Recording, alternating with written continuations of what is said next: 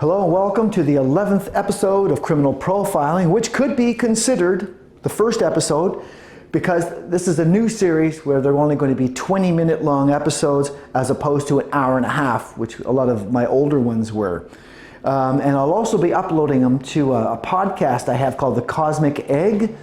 So some of these will be uploaded to The Cosmic Egg, which is also 20-minute programs, but that also has other topics as well thrown in that you can check out. I'll put the link below.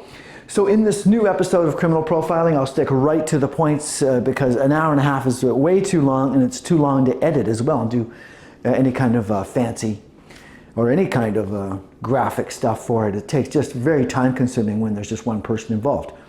So who are we doing today? His name is David Fuller. That's who we're going to start with, David Fuller. If you're not familiar with the name, Google that one. It's a doozy. And if you haven't heard of them, I'll just tell you right off the bat, this guy here murdered 2 people in 1987, but he didn't get charged until 2020 due to DNA catching up to him. So he got away with it for that many years. So let's take a look very briefly at who this David Fuller is, and then we'll get into the heavy stuff. You're going to be pretty shocked when you find out what this guy did. There's not too many people like this guy.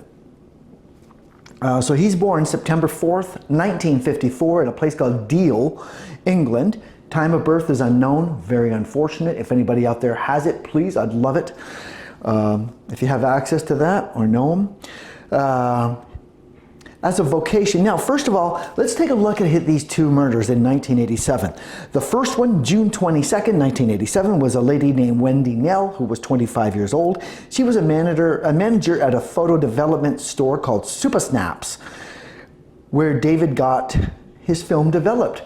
And obviously that's where he took a liking to her. He had only lived 100 yards from her home in the past. So maybe he knew her from the home or from her work or for both. Anyway, he broke into her home. He struck her with a blunt object. There was no struggle. She dropped immediately.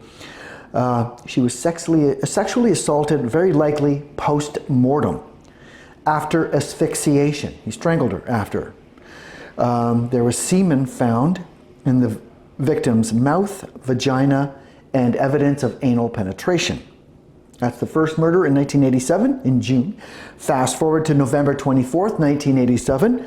His second victim, who is Caroline Pierce, who's only 20 years old. She worked for Buster Brown's restaurant, where David likely had frequented and chose his victim. The restaurant was 1/4 mile away from where Wendy Nell worked, the last victim at Super Snaps, and where David's grandmother had lived in that area as well. She, on the other hand, was attacked outside of her home, mainly because he couldn't get in. She had upgraded security. He whacked her with a blunt object just outside of her home, took her elsewhere, and asphyxiated, strangled again, and then again, very likely sexually assaulted post-mortem.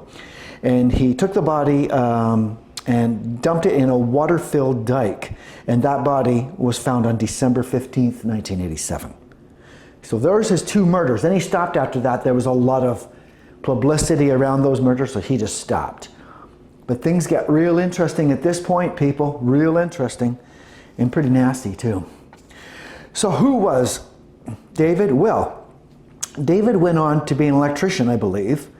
We get some discrepancies there in some of the information that's available on YouTube and online.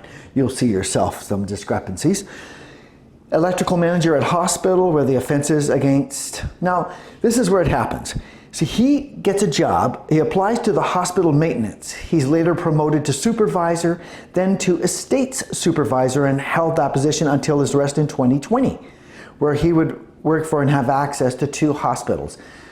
We're not just going to talk about 2 crimes here of those prior murders. Something big happens. We're going to talk about 102 offenses that are about to occur. He's got access to anywhere he wants in these 2 hospitals.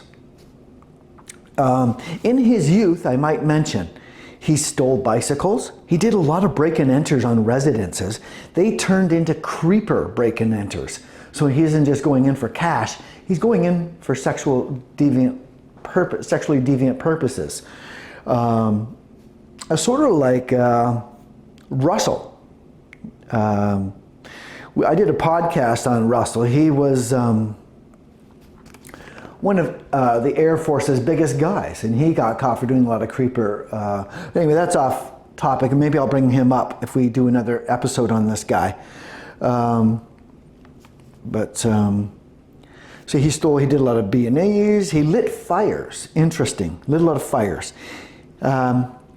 Later on, he would plead guilty to 3 domestic burglaries, and 23 other offenses were taken into consideration in 1973 after a series of creeper offenses in which he snuck into homes through open windows. His hobbies are bird watching, cycling, and photography. So, right away, astrologically, let's pop over before we get into the heavy stuff. He's an electrician. That's Uranus. So, if you pull up his chart, does he have any outstanding Uranus? Absolutely, we want to see that. And with Uranus, we get Mercury, the mental mind, which is in Virgo, which is work-oriented and service-oriented, rather than the boss, who's Capricorn. In Virgo, it's more service-oriented. And so here, we have Mercury in Virgo, square Uranus. Excellent. We also have Jupiter conjunct Uranus. No, we have Mercury sextile Uranus, Mercury sextile Uranus, which is fantastic. Mercury is also sextile Jupiter. This guy is a higher functioning, he's intelligent, he's not stupid. And he also has Jupiter conjunct Uranus. So there's possibly a hint at some unorthodox or eccentric behaviors. Also, thrill-seeking perhaps, risk-taking. That's what we saw with Russell as well in the Air Force, who was breaking into homes already naked and just to steal panties and stuff of women and take them home.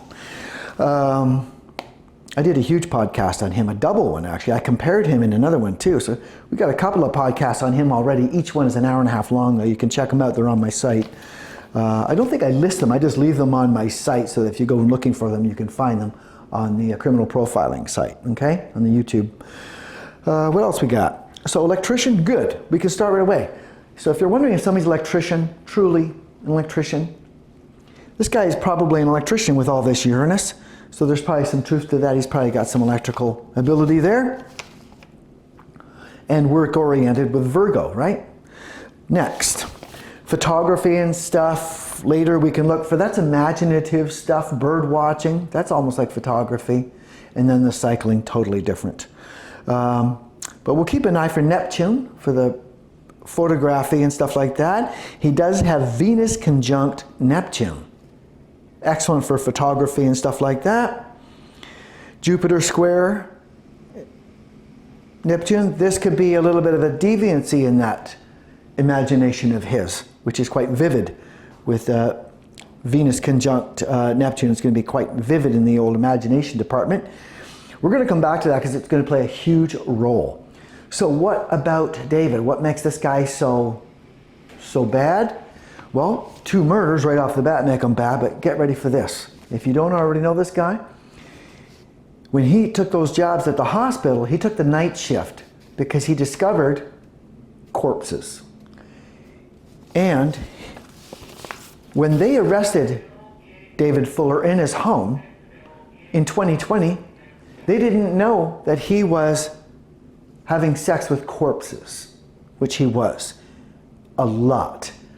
We know of 102 separate occasions in separate corpse incidents where he is having sexual intercourse, anal, vaginal, and oral intercourse with corpses. This would go on for 12 years. Okay, so he basically raped 102 corpses that we know of. The youngest was 9 years old and the oldest was a 100-year-old corpse. One mother, her daughter had just been taken to the hospital and David managed to get his hands on her daughter and rape her. And then the mother went in and slept with her for one last time, not realizing that her dead daughter had just been raped. But anyway, Some horrific stories come out of this. You have to check it out. So when the police finally did make that arrest, here's what they got. Here's what they found, right? This is after they arrested him. They went through his home because they remember they arrested him just for those 2 murders from back in '87, right? So when they arrested him, they had a warrant for his home looking for more evidence to tie him into these 2 1987 murders. They discovered that's what over 102 sexual abuses of female corpses, right? They retrieved 14 million images. That adds up in 12 years to about 4,000 images a day or something like that. That's a lot of photography, and as he's photographing himself and filming himself raping the corpses. They also found 4 million video clips. That's a lot.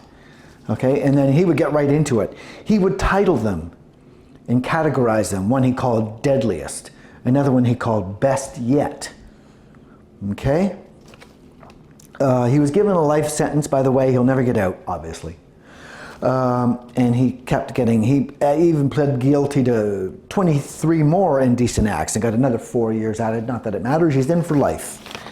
Okay? Sorry about the paper. So, he's been raping 102 corpses, okay?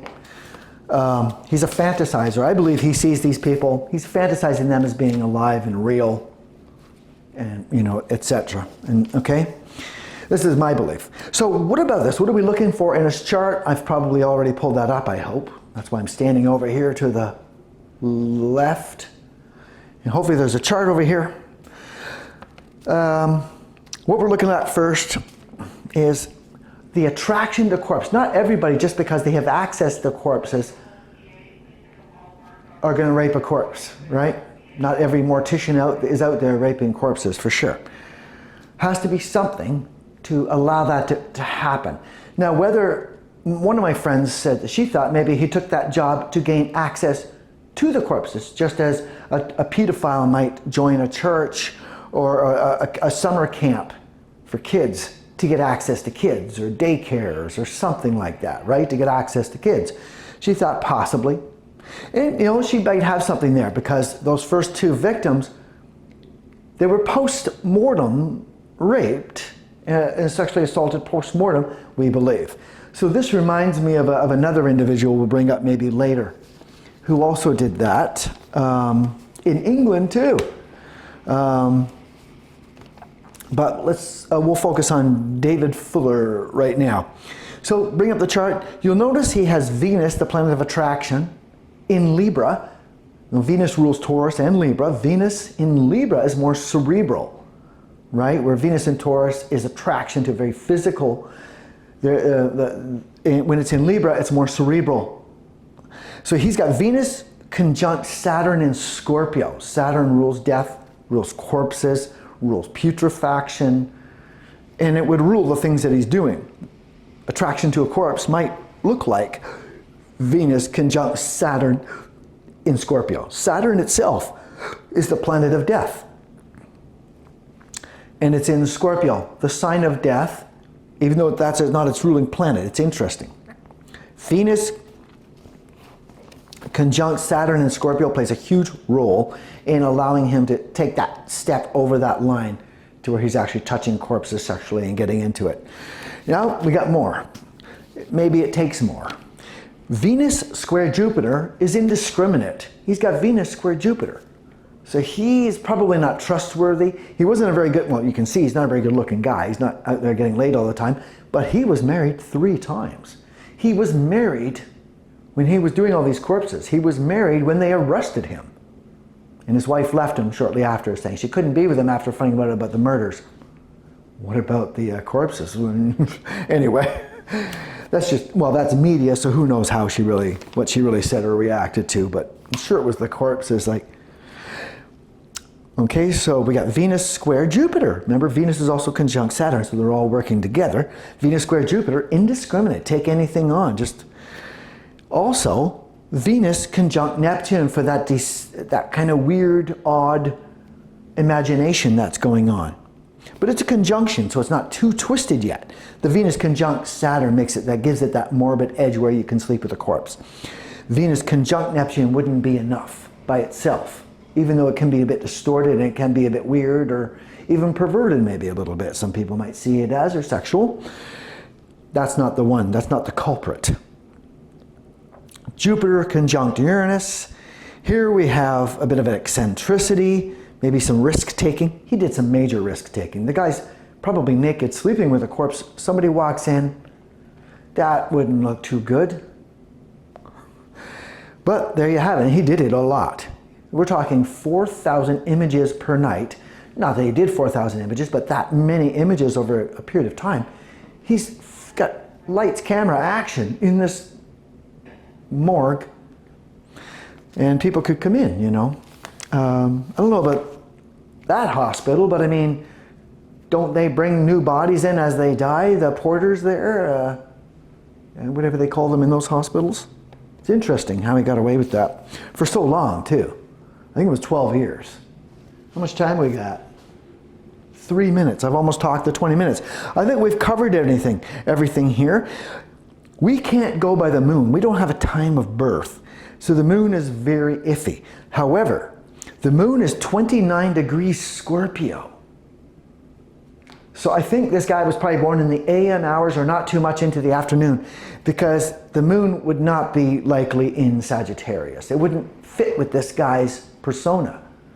So I think we can make an educated guess and say this guy was born at least in the morning, the AM to early PM, not too late into the night, because by then the moon would have moved into Sagittarius.